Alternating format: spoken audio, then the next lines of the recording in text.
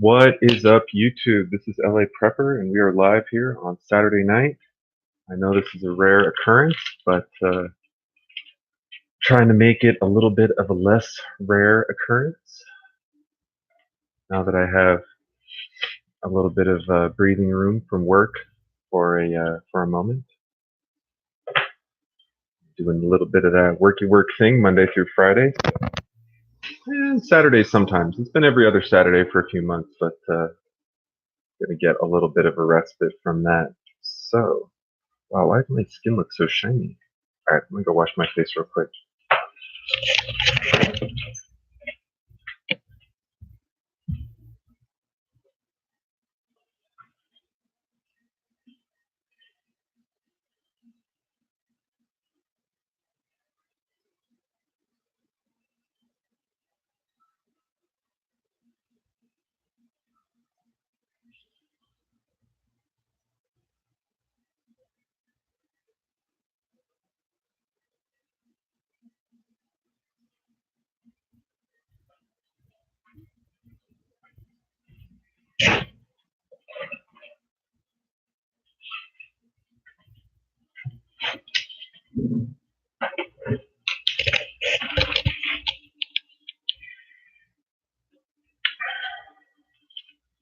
Wonder if anybody else is live streaming right now. I know Step 1 Survival. Oh wow. So we have Wes still filling in on the after show. And we have Just in Time Prepping doing a Saturday Night Live stream too. Interesting. And Cab 7 with inspirational goodness, as always. Yeah, I guess so. I guess everyone is on live, but it's alright. Just wanted to make a few connections and see see what's going on. See if I can get my light a little more.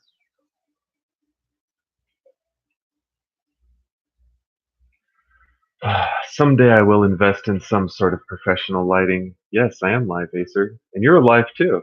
So we're both live. I mean, are you more live than me, or am I more live than you just because I'm on video? Not really. I guess we're both real time. I'm just coming in at a higher bit rate. But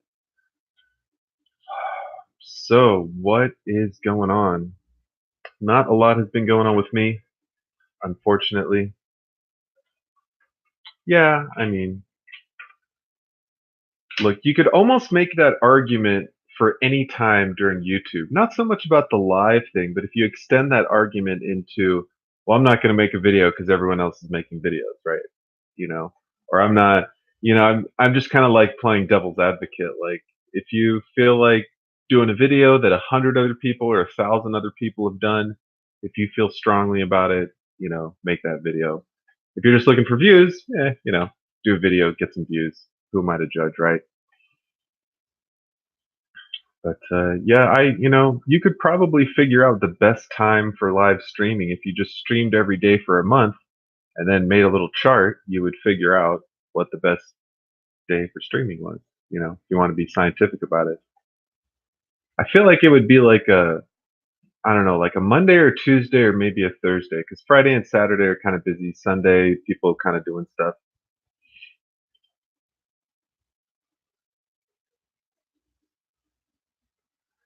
Too many tricks back.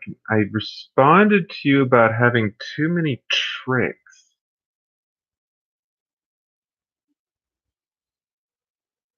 Trucks. Okay, sorry, I was really lost on the tricks thing. I'm like, I'm not tricks I was talking. Too many trucks. You had too many trucks. Oh, did I say you had too many trucks? I might have.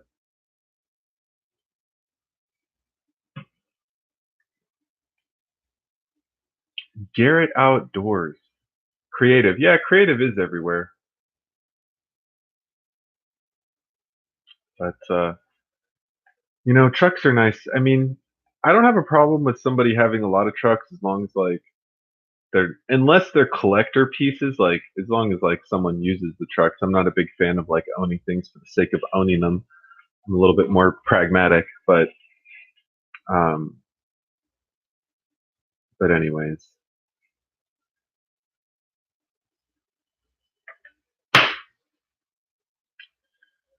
so what has been going on in the world? I'm sure all of you have heard about Hawaii being a little crazy right now with the hurricane and whatnot, or I don't know if it's a tropical storm yet, but yeah, rain, windfall, people rushing to the stores. It's funny that people think the average citizen thinks preppers are kind of like out there because they want to stock up on food and stuff. And yet, anytime a storm comes, what do people do? Everyone runs to the store and tries to empty the shelves of like water and, I don't know, bread and whatever you think is going to help you last the storm. They get plywood and board up their windows or whatever. And I feel like people in Hawaii are probably a little more used to inclement weather than, say, I don't know, someone in Oregon where it just rains or something like that. But yeah, I mean, you could almost say like if someone asks you like why do you prep, it'd be like, well, I don't really like standing in line. I just buy my stuff a little earlier than everyone else, a little earlier than I need it. Buying 3 months of water isn't a waste of water. It's just buying more water than you need right now. It's not. It's not like it's something you're never going to use. Even if you get silver, even if you get gold bullion or whatever, you get a bajillion rounds of 22 long rifle. You might not need a million rounds, but presuming it's not going bad, it's going to be of value, on an ongoing basis. So, oh no, my chat. Where's my chat? Oh, had a heart attack there. So as always, I'm curious to hear what projects you are working on, and if you've made videos about them. I haven't really seen a ton of it. I've been kind of active looking at the videos people have uploaded, but not so much um, like taking time to kind of sit down and like really go through them. But I'm definitely kind of been browsing what people are talking about. A lot of stuff going on, a lot of changes in people's lives. It's funny, you follow a channel long enough, you sort of realize like these monumental changes that people go through, changing jobs, changing relationships, changing geographic locations, changing attitudes about prepping. It's kind of a interesting thing.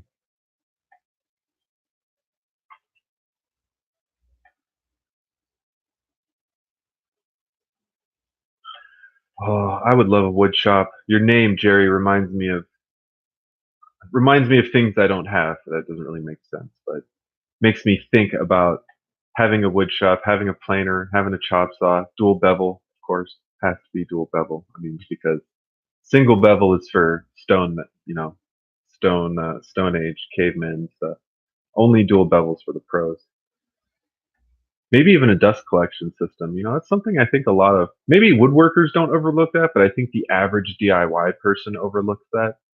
And if you are really cutting a lot of stuff, even sawdust, you even don't want to breathe sawdust, believe it or not. Sawdust seems, kind of harmless, but basically your lungs are kind of sensitive, so got to be careful on that.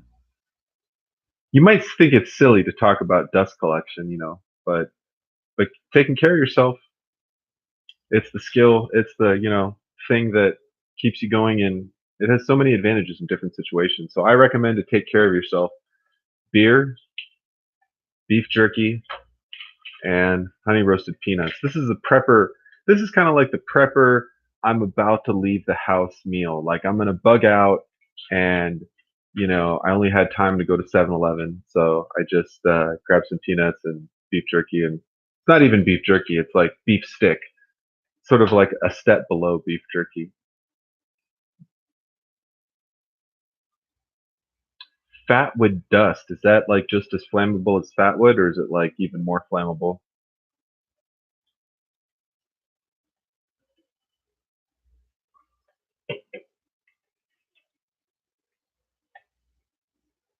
We were talking about that earlier, Mark. What's going on, Mark? Welcome. Um, I remember you were mentioning that, and it's funny. So I called the airport near where I work, and I found out a few weeks ago, and I found out it was like $100 a month to rent a spot. But I think you can park there for free for the day if you buy some fuel, but I don't know how much fuel it is. Anyways, so I was thinking, like, I don't make a lot of money, but I could afford to park a plane there. People have car payments and phone payments and house payments and all this other stuff. I could afford a parking space for a plane. And I was searching on Barnstormers the other day for an ultralight. Not like I'm going to buy one tomorrow, but just I go window shopping on the internet sometimes when I get bored. So look at motorcycles, look at it's usually motorcycles and airplanes, to be honest. Maybe a few toys, maybe a firearm once in a while, but motorcycles and airplanes and boats, sometimes boats.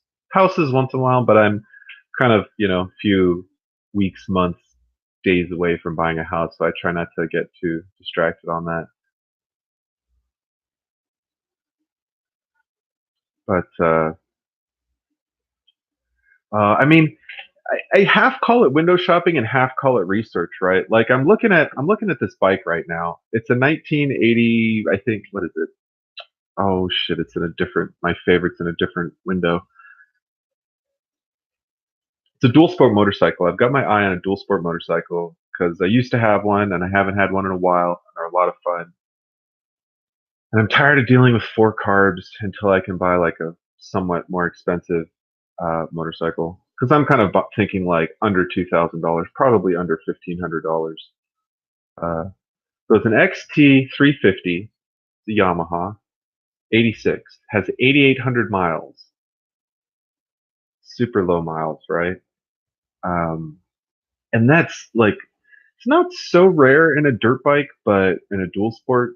But the thing with dual sports is like their miles are kind of harder miles because if you figure they've been off-roading a little bit, street miles on a dual sport are not really a big deal, even on the freeway or whatever. But it's I think the beating up of the suspension and shaking it all to pieces off-road that kind of wears on it a little bit, other than just poor maintenance. But this thing looks super clean.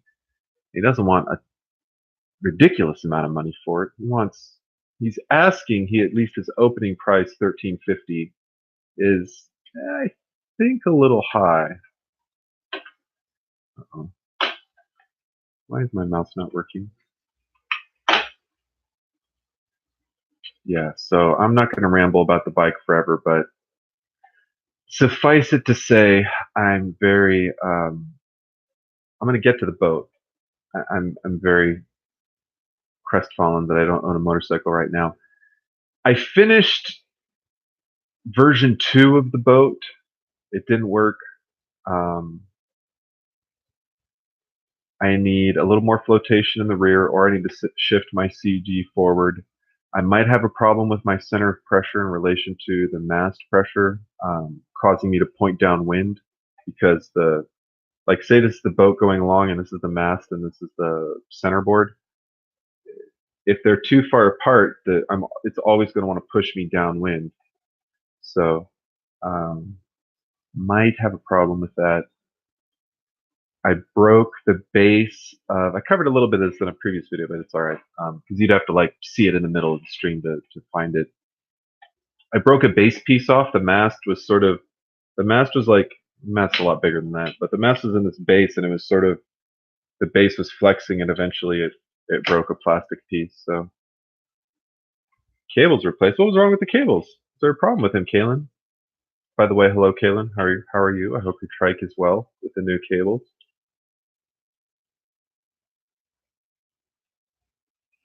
Um, Regasketed. Interesting. Dry up from sitting about the bike. Yeah, I'm not. It's not always clear if people ride the bike regularly. They could kind of claim to ride it regularly, but maybe they just, usually if it starts cold, that'll tell you a lot about it. I mean, if you start it and ride it and let it warm up and go up and down the street, you can learn a certain amount about a bike. You can't learn everything about it, but it'll give you a really good indication. That's why I don't really buy non-running motorcycles typically, because if it runs and it goes through the gears, you have at least that, right? But back to this gasket thing. So gaskets aren't that big of a deal. on a one-cylinder motorcycle, which is why it's nice to get one-cylinder motorcycles. When you have a four-cylinder motorcycle, everything is harder. Even getting the head on, you got four piston. I mean, granted, you only put one piston in the head at a time because they're kind of, you put one in, then you rotate, you put another one in, et cetera, et cetera. But the amount of work involved in dealing with four cylinders, it's not just four times more work. It's like five or six times more work. Everything is all jammed up in there. Even getting off the carbs is a damn nightmare on almost any four-cylinder bike because they're so. It's not like you just take them out. Like the airbox is there, you got to take the airbox out, and that's usually not just to access, but the space is so tight when you're trying to maneuver stuff. It's kind of a pain in the ass. I don't want a 650. I really don't. They're just too big. They're too big and too heavy. And I just don't really need it. The only time I would want a bigger bike like that is if I was doing like 80% freeway stuff. And granted, I'll be doing a lot of freeway stuff, but I don't want a bike that heavy because bottom line, when it stops running, that's a really heavy bike. That's a super heavy bike. Off road when the bike's doing weird stuff and you got crazy bumps, you're trying to go over a log or something. I just don't want a big heavy bike like that. Um, I'm sure they're phenomenal bikes. If everyone says they are, but no, it's going to be I think a 350 or a 400. A DRZ would be a nice choice, but I'm not trying to spend that much. 11. All right, get some sleep, Garrett. Take care, buddy. YZF 750. 1,500 miles. Wow, that's a low mileage bike. Holy cow. Where on earth did you find that thing?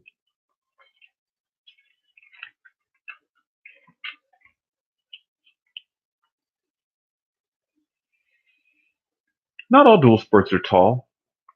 The WR250 is not super tall. The DRZ isn't even that tall, I don't think. Maybe a little bit more than usual, but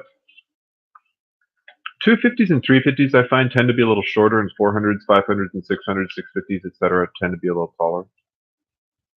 But KLRs especially. The 650s, the KLR, I think the DRs, the Suzukis are a little better on seat height, but yeah, the Hondas and the KLRs, Hondas in general, like a Honda XR 600, for example, tend to be kind of up there.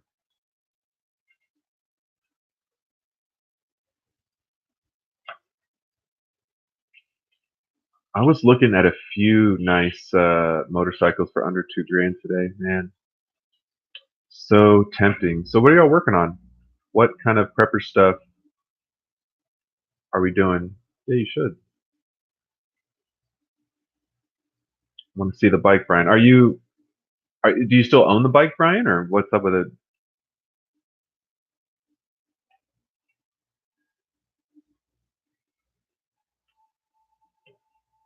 Oh, water storage.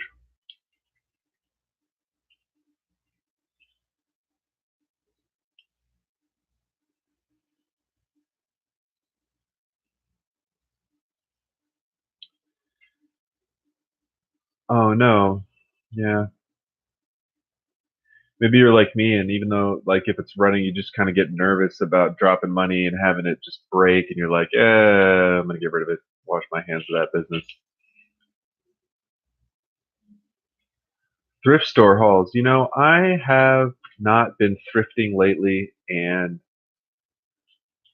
I miss it. The thing is, like, LA has a crazy amount of people who shop in thrift stores. Like, you can't just walk into a thrift store and expect to find gold in LA. Like, you really got to work it, and it's just kind of a lot of driving and energy. But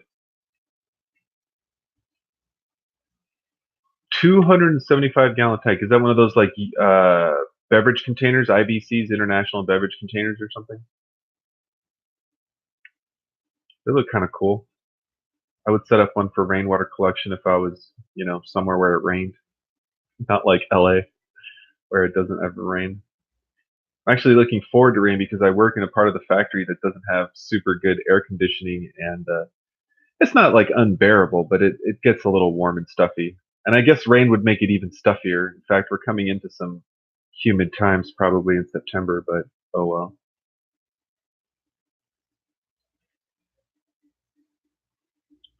Yeah. I know all about dollar stores and I go to the 99-cent store. I find it, I mean, dollar store is kind of a joke compared to the 99-cent store. General Dollar, Dollar Tree, dollar store. I find Dollar Tree to just be like, for some reason, okay, tell me if you agree, Mark. Tell me that like Dollar Tree doesn't always look like, you know, it's just been ransacked by like rabid 3-year-olds constantly. Like someone just went through, tore everything off the lower shelves, threw it all on the floor, and then pieced out, and it hasn't been picked up in like weeks. That's the impression I always get when I go to a Dollar Tree. Like, why is all this stuff on the floor? Why is all this stuff all over the place? Why does it look so haphazard? I don't know. Maybe it's just the people in my area. Yeah, I mean, the stores. I mean, the ones around me are like so small. Um, Yeah, I know, but like they never clean it up. That's the thing. Like they just let all these kids go through and wreck the store, and I don't know, never say anything to the parents. Or the parents, I think like the parents don't pick it up too, because if I saw my kid, I don't have kids, but if I saw my kid pick up a toy and throw it on the floor and then walk, I'd be like, hey, pick up the toy, and if he didn't, maybe I would fold and pick it up because I'm not trying to like go through this whole thing. I don't. And every mistake he or she makes doesn't need to be like the opportunity to teach a lesson. Sometimes just want to get on with your life, right? So, um, I would pick up after my kids, but I don't know. Not everyone. Yeah, it really is. Yeah, Dollar General, Dollar Tree, and Family Dollar. You got to get a 99-cent store, Kaylin. It's a far superior shopping experience. It's like Target to Walmart. I mean, you're still in a department kind of dollar store, but it feels more like a grocery store.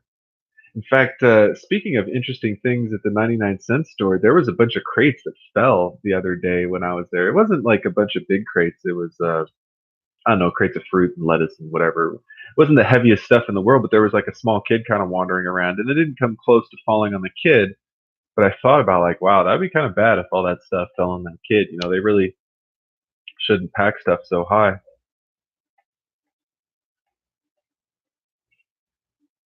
Are you in Canada? I didn't know you were in Canada, creative, or maybe I forgot.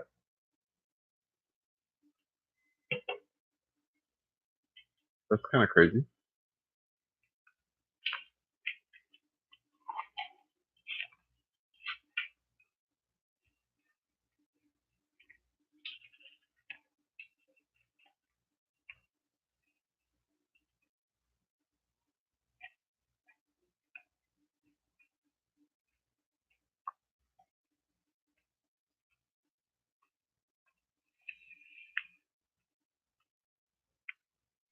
Have to forgive me. I'm a little short on calories today, so I'm snacking while I'm live streaming. But it's my live stream, so I make the rules. Fortunately.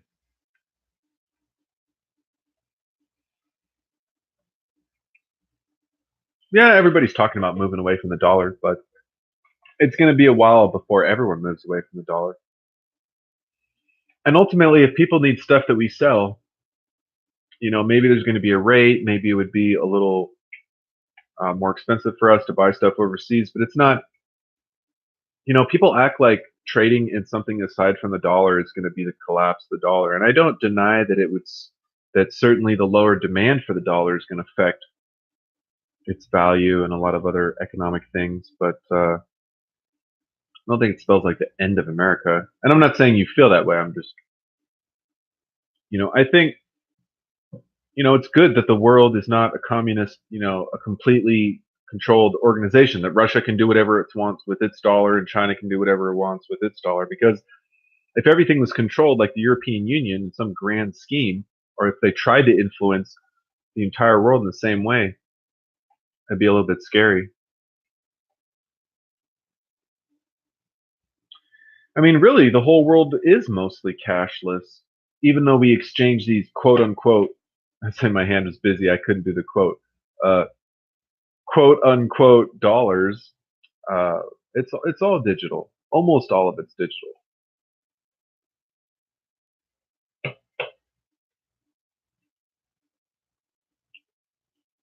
Wouldn't make me go get a bunch of pesos or rubles.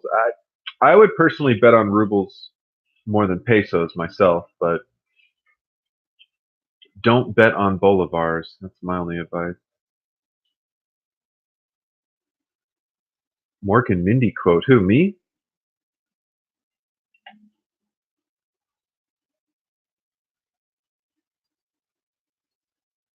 When China went yen, they proved they're not friends. Well, to say that China are our friends maybe isn't like the right way of looking at them. I mean, we do a lot of business together.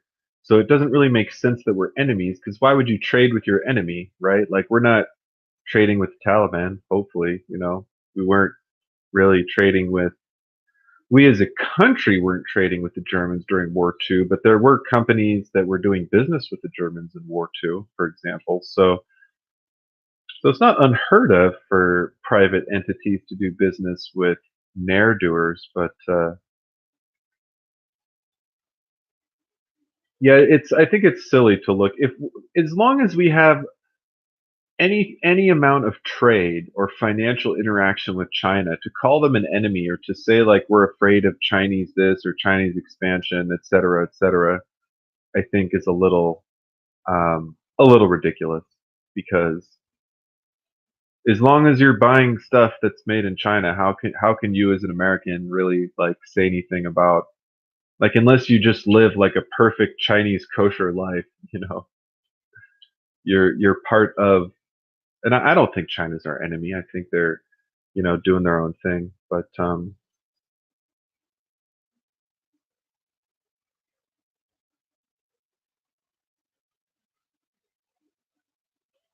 cash up front in the Philippines, that's crazy. Don't take insurance, huh?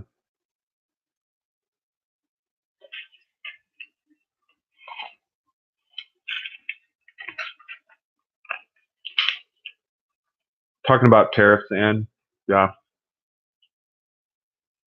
tariffs are really interesting. Hoover pushed a lot of protectionism, and unfortunately, it didn't work out well for him. But the world was a little bit different place back then too, so you can't necessarily translate that perfectly into the modern times.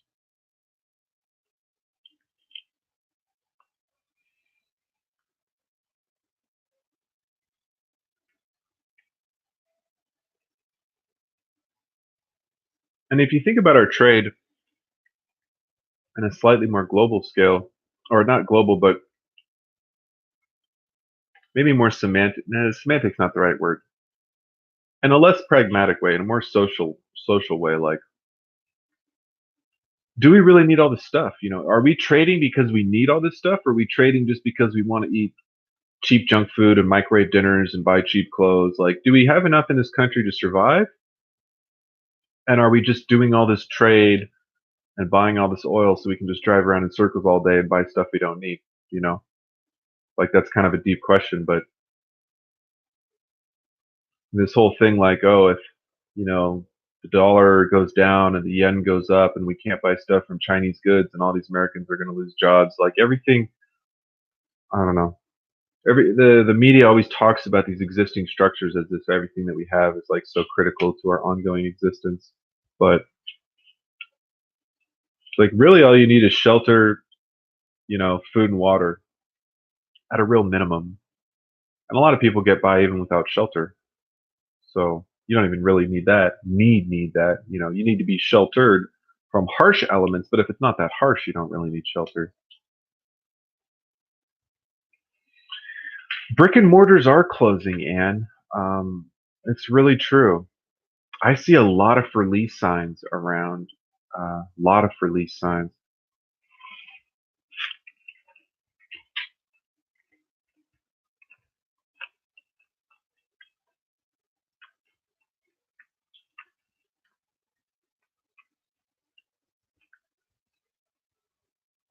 What else is going on in the news? Movie stuff I don't care about. Politics stuff I don't care about. People on TV I don't care about. Something about Twitter, something about some artist and trash at his mansion. What do I care about the trash at rich people's houses or slightly richer than me people's houses? Burning Man's in the news. Utopia for guests, hell for workers. I was at Burning Man twice, way before it got all big and crazy. It's kind of cool. I think it'd be a lot worse now that it's like popular. It was never meant to be like a big popular thing.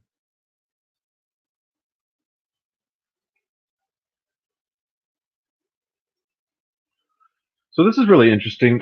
I've talked a few times about Venezuela, but one really sort of expected result is that because Venezuela is so rough right now, a lot of Venezuelans are leaving. So that's causing a lot of tension in the surrounding countries because they're saying like, look, we can't either we don't want or we can't take or we can't handle, all these refugees. So I think it's really interesting that there are groups in America that are so pro refugee, like, oh, we have to, like take as many people from all around the world that we can. And I'm not saying we shouldn't try to help some people, but this idea that like America, can be this like global savior, I think is wrong. I think we have to kind of focus on, you know, building a strong country for everyone that should be here and kind of going from there. So anyways, back to the whole Venezuela refugee thing, it's sort of telling that this refugee crisis phenomenon is happening around the world. It's happening in America, it's happening in South America, it's happening in Europe, probably happening in Asia, though we don't really hear about it that much. So, it really makes you think. And it's sort of easy to kind of push off the refugees and say, well, maybe they should just fix their situation. But, you never know. I mean, there might be a point in the future when Americans become refugees. Like after Katrina, a lot of people in New Orleans sort of became temporary refugees because there wasn't really any service in their local area. And it's not like their government had collapsed, but like the infrastructure had collapsed. So they were kind of, just in this flood zone with like lacking water, lacking rule of law, and Americans became refugees in their own state. So that's kind of why preppers talk about things like being mobile and practicing putting all your stuff in your car, et cetera, because sometimes shit goes really bad and crazy. You just kind of want to get out in the area. Now, if you're in Hawaii, you really can't bug out to anywhere. What are you going to bug out to the mountains in the middle of the storm? It's probably not a great idea. So that's kind of a situation where you have kind of a specific limitations on what you got going on. Many came to Iowa after Katrina. I did not know that, Kaylin. That is really interesting. Hopefully, Iowa treated them well.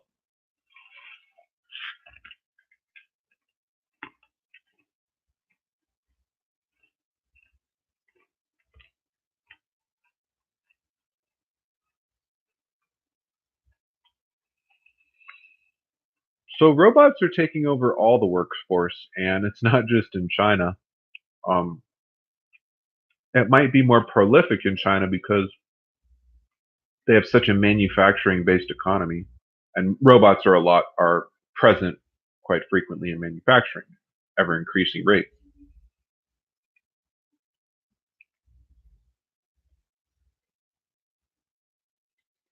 Yeah, but I mean, you have to ask yourself: is it good for the human race to have people flipping burgers just to get a job, to pay bills in an apartment, and buy new TVs and phones and cars and shoes that they can't afford?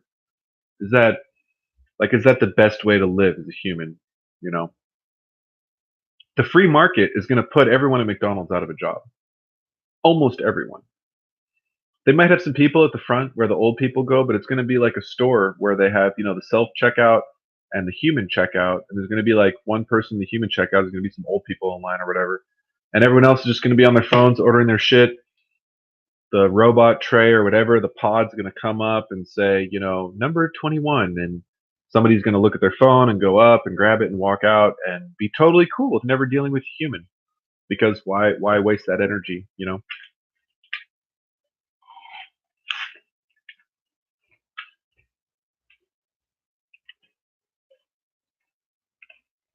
Of course they're killer robots, Uncle Al. All robots are killer robots. That's why I don't want to buy a car that drives itself.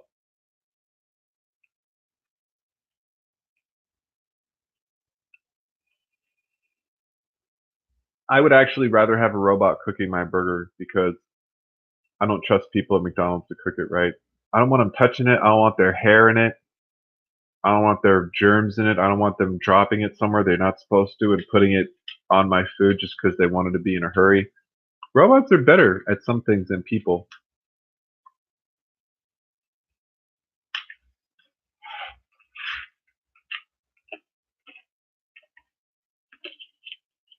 The moral of the story of the Terminator movie is to kill a Terminator, you need to be around a steel mill. That's the moral of that story.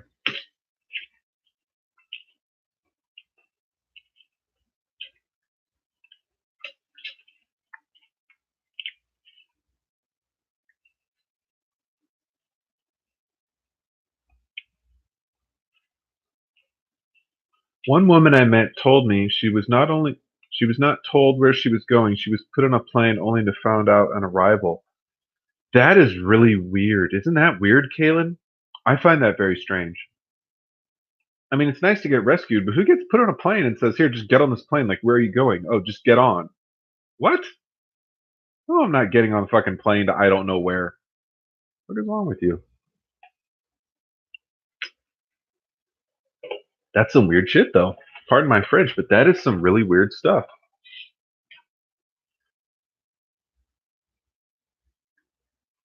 Oh, thanks, Brian. I should maybe I'll check it out right now if I can find it, which I probably can't.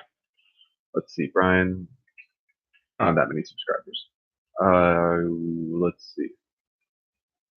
You have a shield as your symbol, so maybe I will filter by channels. Oh, this is not going to work. You know how many Brian Morelands there are? Brian Moreland. There's a lot of Brian Moreland. There are, in fact, a boatload. Oh wait, I ran out. Oh no. I think I need to make you a moderator, Brian. Find this video. Put user in timeout. Report. Remove. Hide user in channel. No, I don't. Congratulations, Brian, by the power vested in me by this beef stick, or I think it's beef and pork, and mechanically separated chicken. I dub thee Morlock the moderator. It's got a nice ring to it, I think. Morlock. Morlock's a cool name.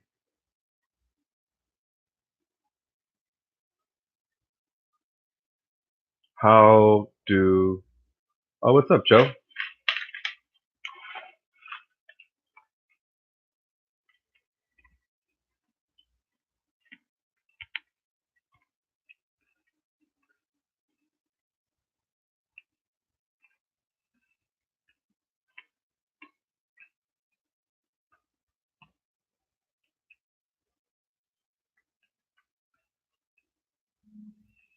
Yeah, so Brian, it's kind of not as easy to find someone's channel from the chat. I have to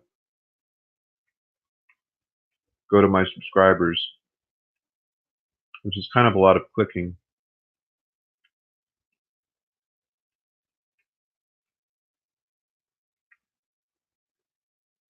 Oh, you just sent me a message too. Nice, thank you. Much better idea. So smart, Brian.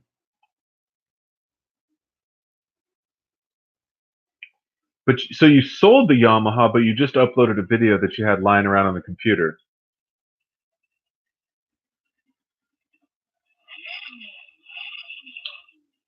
Hope that engine was warm before you revved it.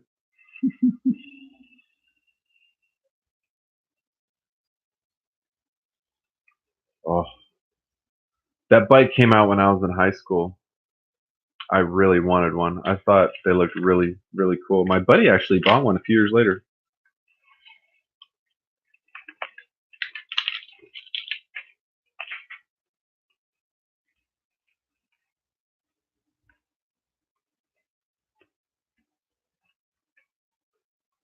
Yeah, but you got to realize when you're streaming, it's different. That go-to channel, you don't get that option when you're streaming, but I appreciate the effort.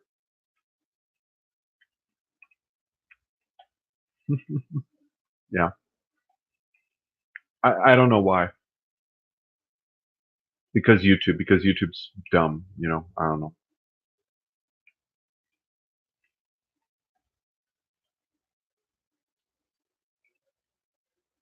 I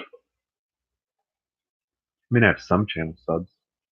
I would have more subs if I was more regular in my video updates, but, handles better than the newer ones. It's really interesting that you mentioned that because I used to have an FCR, a 91 FCR 600, and I thought it handled like a dream. It was a little bit heavy, probably compared to a modern 600, but see a bullfrog. But I thought that FCR handled like a dream. Could have been a little faster.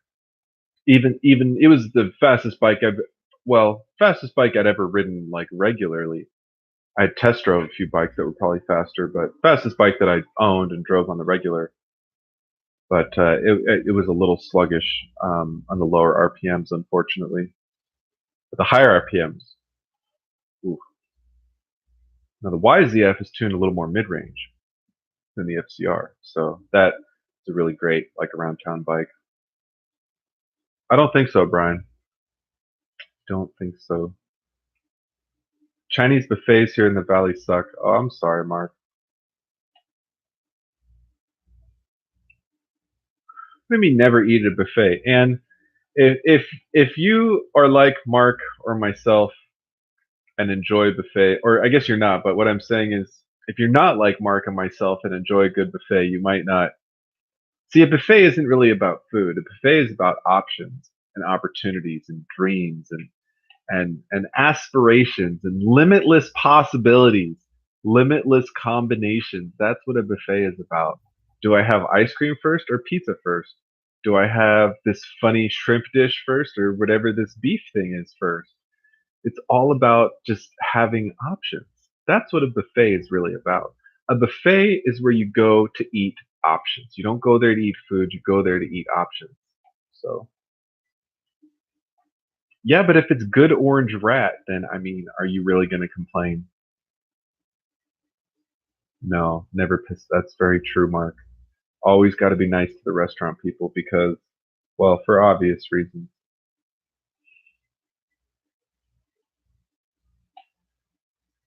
I've probably eaten all sorts of nasty food at restaurants. You know, I don't go out a lot. I mean, there are a lot of good restaurants out there. Don't get me wrong. I've had mostly good restaurant experiences, but I don't know. I just feel like going to new restaurants is such a crapshoot. You're really rolling the dice because these like the reviews. Almost, if you ever look for a restaurant, and you read reviews, right? Let's say there's like 100 reviews of this restaurant.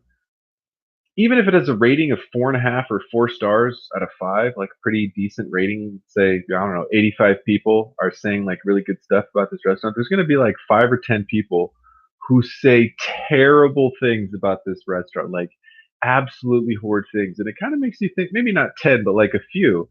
And it makes you wonder, are these few people talking about this thing the ones that are like crazy or like why was it so bad for them those few times? I don't know. But Osh Hardware, oh, I never understood why Osh Hardware was so shitty. Like Home Depot was so big and they had everything and they made Osh Hardware look like a joke. And granted, the guys at Osh like usually know what they're talking about, but it's such a small store. It's so like I don't know. Osh to Home Depot is sort of like Circuit City to Best Buy. Like not even the same ballpark. Although Circuit City was a little bigger than Osh compared to Home Depot, but I miss Circuit City. I don't like Home Depot these days, but they're a very very large store.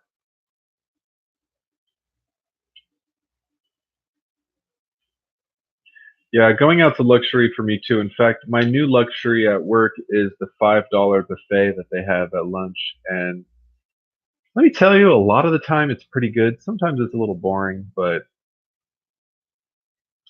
but I'm trying not to just eat. I'm active all day, but I'm not like burning a huge amount of calories. I'm sort of active, like burning a small amount of calories all day, which just makes it kind of exhausting in a strange way. How Sears stays in business is beyond me. Yeah, Sears. You want to shoot a movie about post-apocalyptic America? Just walk into a Sears and hit record. Like, you can go to a Sears on a Saturday at like 2 o'clock, and it'll be like a ghost town. You're like, wow. It's like when you're on the freeway and you don't see any cars. You're like, holy shit, where is everyone? That's the feeling I get in Sears. Like, shouldn't there be some warm bodies here? They have like two checkout stands open, but they only have like four checkout stands, period. So even if they like the busiest they've ever been, they could only possibly open four checkout stands. And they never needed to install more because it's Sears. And you're like, oh, that's kind of sad. You only have four checkout stands. That's what I always think when I'm on the Sears side. Craftsman has a lifetime warranty, which is cool, but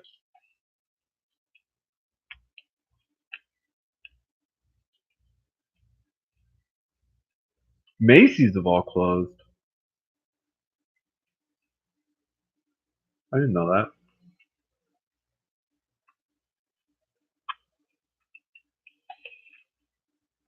Empty malls would make really good FEMA camps. They got bathrooms all over the place. They got a bunch of different buildings.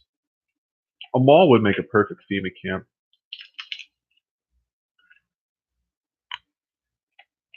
Make a really good backdrop for a prepper movie too. Like you fall back to the mall and you just have to hold the fort. Of course, you would call it the mall because why wouldn't you?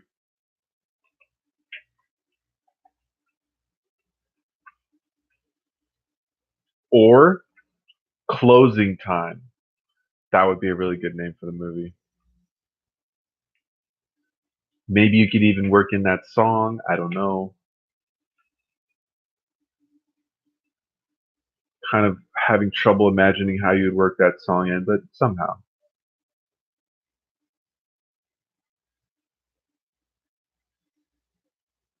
J.C. Penney's. Oh, anybody remember Mervin's? Used to be Mervin's around. Now Mervin's is gone. Mervin's been gone for a while, I think.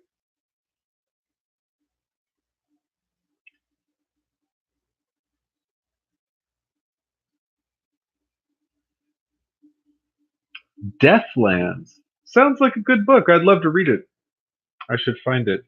I'm reading a book about cryptology right now, which is pretty good. Yeah, Soylent Green, right?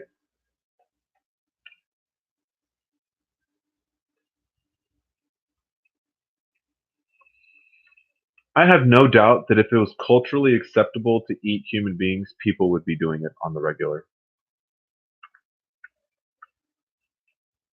No doubt. Only reason it's frowned upon is because society frowns upon it. Because it's a little bit creepy too.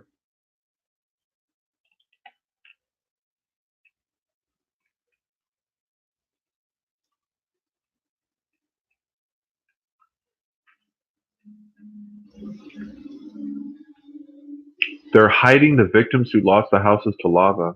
I didn't hear that. That's interesting.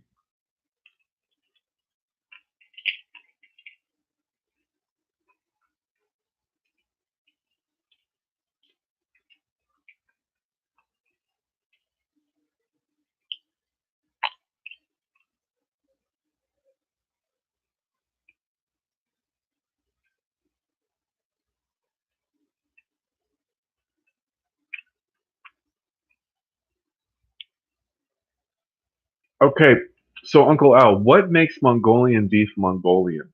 Is it the spices? Is it the way they cook it, like with the oil on the hot plate?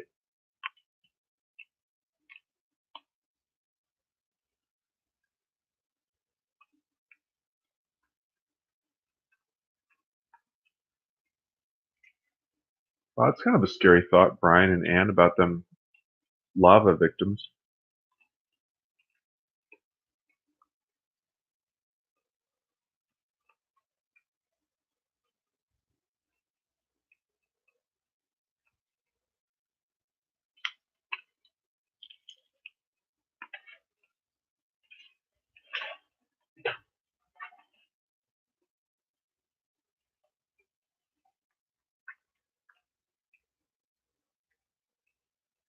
Speaking of cooking meat, I'm telling you, someday I will have a smoker.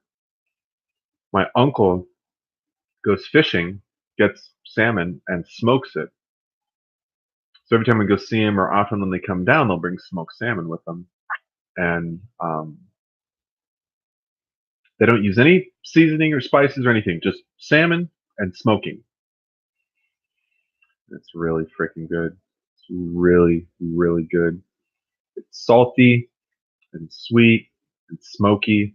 I'm not like a huge fish guy. I like fish. I'm not a big salmon guy though.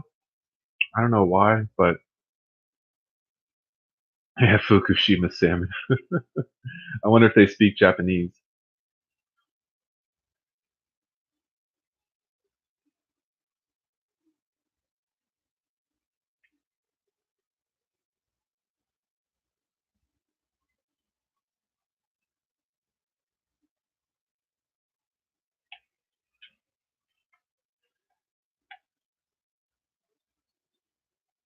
I'm sure Die Bullfrog can cook all sorts of things. Oh, it would be nice to have a house and a bigger kitchen or even a better apartment, but I'm really not trying to move to another apartment. I'm somewhat stable here. The rent's, the thing, I was looking at rent like closer to where I work, it's just as expensive as here. So I'm like, what's the advantage? Other than being closer to work. I mean, I was gonna say it's more expensive than living here. It's not as nice of an area either. Why don't you just get a door that the dog can open, Brian? Boom, problem solved. People spend too much time with their animals. They gotta train their animals to be more independent. No, I grew up in the Bay Area, but I don't live in the Bay Area. I'm in LA right now, right? LA prepper, get it?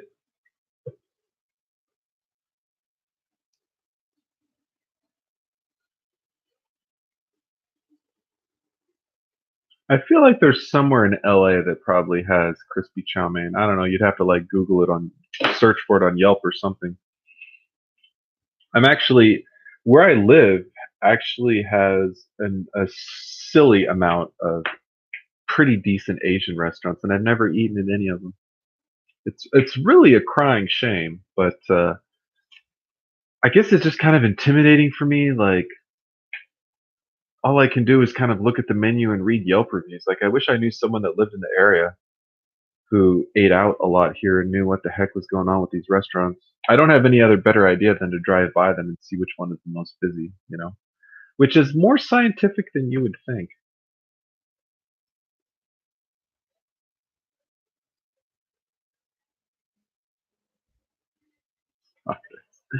There's like 8, 9 million people in LA County. So if anyone wants to come here and find me, they would have to search through 8 million people. So that's kind of a lot. There are a couple people who know where I live, and hopefully they're not stalkers.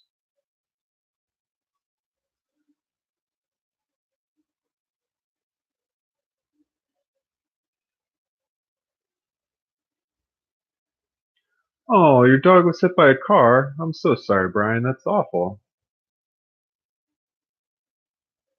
A buddy of mine lost a dog getting hit by a car. It's super sad.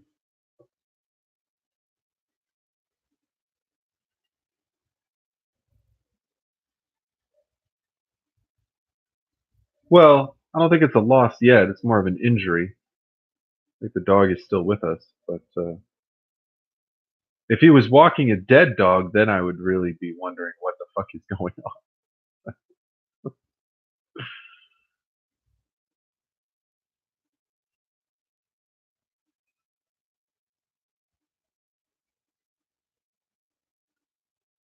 Kids? What do you got kids running around, Die Bullfrog?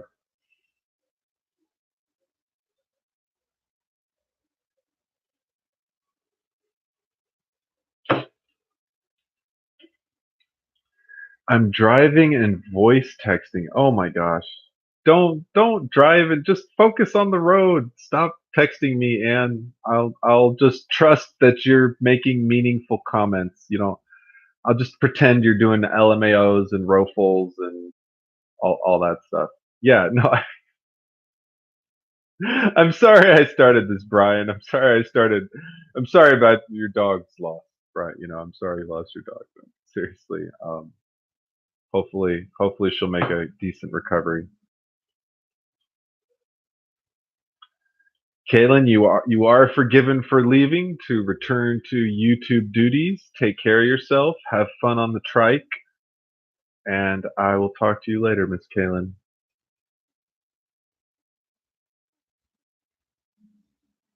I want to get Kaylin an exhaust for a trike. In fact, I joked with her about that before, and I shot a link. It's like one of those old fashioned trumpets that doesn't have any curves. It's just like a straight horn connected to like a little plastic card. Oh my lord! People don't realize how expensive pets can be until they have to pay for surgery. My neighbor's cat got hit by a car twice, and it was several $1,000s each surgery. Lots of money.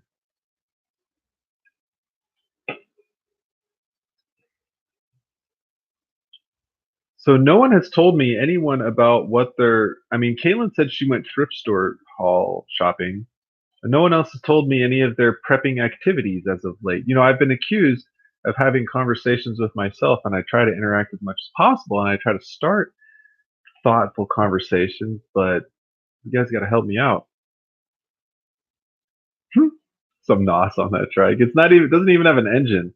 Now, an electric motor on the front wheel, that would be that would be perfect.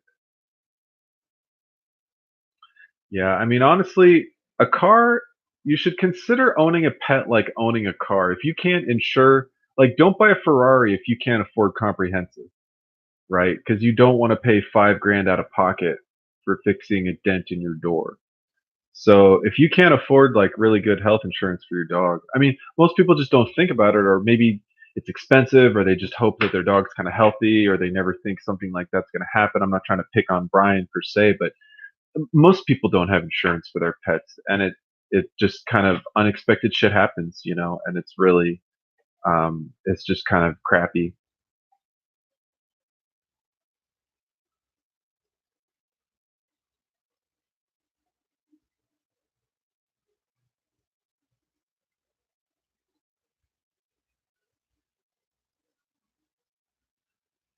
Las Vegas. Well, Mark, if I ever am going to Las Vegas, I will just make a video and say what are the best buffets in Las Vegas. I need to go to Vegas. I have not been to Vegas. I could go to Vegas tonight if I wanted to. I probably wouldn't enjoy myself, but you would think, how could you not have fun in Vegas? I'm just not in a Vegas mood right now. You do. So just out of curiosity, was that like the deductible, or that's how much insurance covered? Because if you have to come out of pocket $2,000 for surgery, god damn. Or maybe it's those things where like you pay up to a certain amount and then they cover all the expenses after that. Medical bills are written by like the assholiest of lawyers, I swear.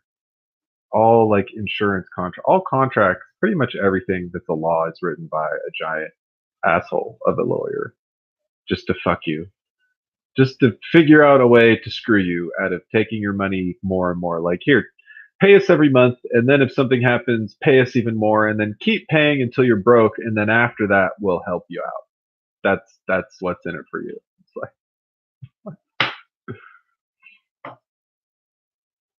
I mean, yeah, it's just the way. They say it's to keep the monthly premiums low, but I think it's honestly just to rape your wallet.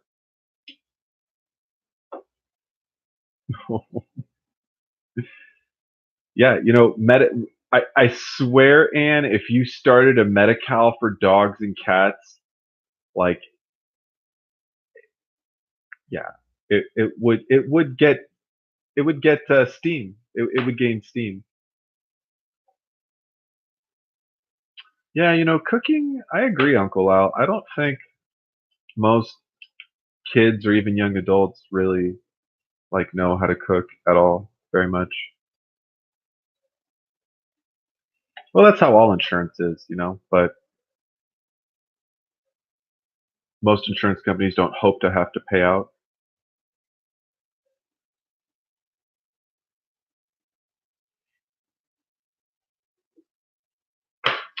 Brian. Well, they make firearms that are exact duplicates of the one that you sold, but they don't make dogs. So, you know, your dog is irreplaceable. Firearm isn't.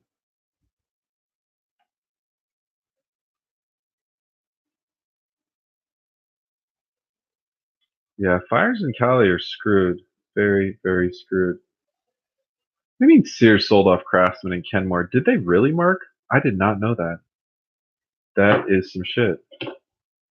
Kind of crazy.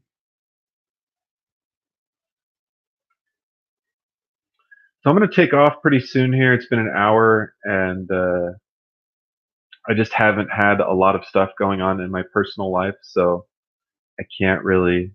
I can't really. I don't want to like go on for hours and hours talking about nothing. But as far as the future, I'm gonna get my hunting license at some point. I have money. I'm working. I just kind of actually I need to text my pseudo hunting partner at the moment. Um, Only person I know who locally who's interested in hunting as well. But yeah, maybe do a little bit of hunting. Maybe get back into some RC glider stuff. I don't know what I'm gonna do with the boat. Maybe get a dual sport motorcycle if I can get converted to a permanent employee. Not really sure. Mostly just working and saving money. Just trying to work, save money. You know, uh, kind of planning. Kind of planning right now, like what directions I want to push in. So that is kind of what my deal is right now. Georgia.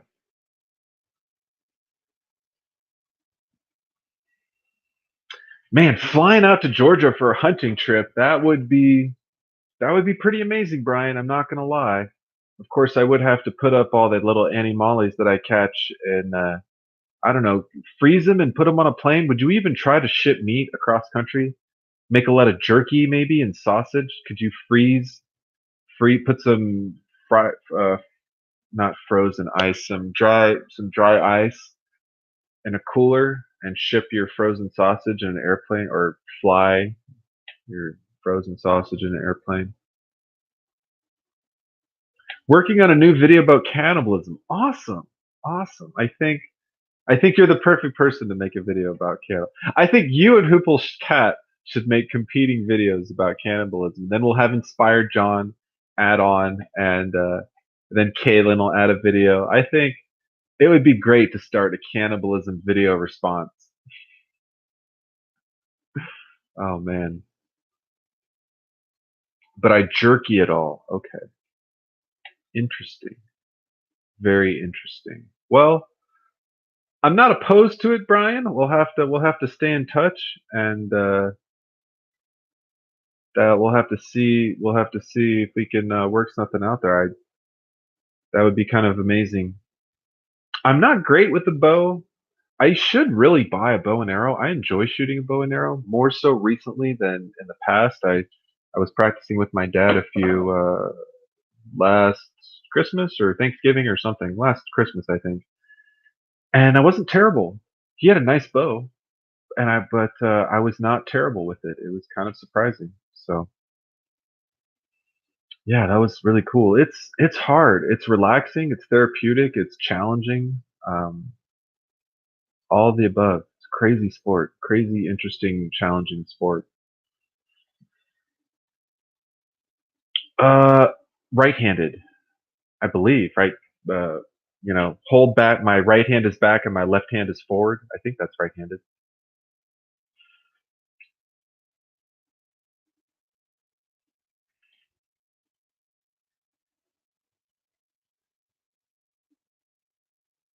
Yeah, right-handed. So the hand that pulls back is the hand that you call it. Yeah. Yep. Yep. Yep.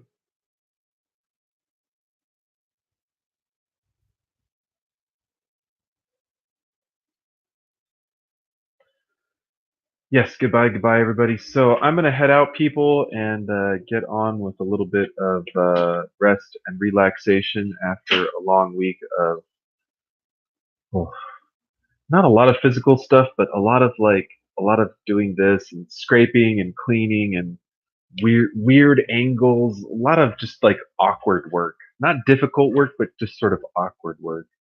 So keep keep at it, YouTubers.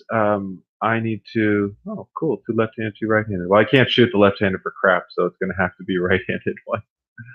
But keep at it, YouTubers. I will try to do better and catch up on some of your videos and what y'all been working on. Feel free to send me a message. If any of you want to reach me by email, email is laprepping, not laprepper like my YouTube. That email was taken, but laprepping@gmail.com. So until next time, keep it real, stay safe, keep making money, keep saving, keep being frugal, keep supporting the community, keep making YouTube videos, and as always, keep prepping. Until next time, YouTube, take it easy.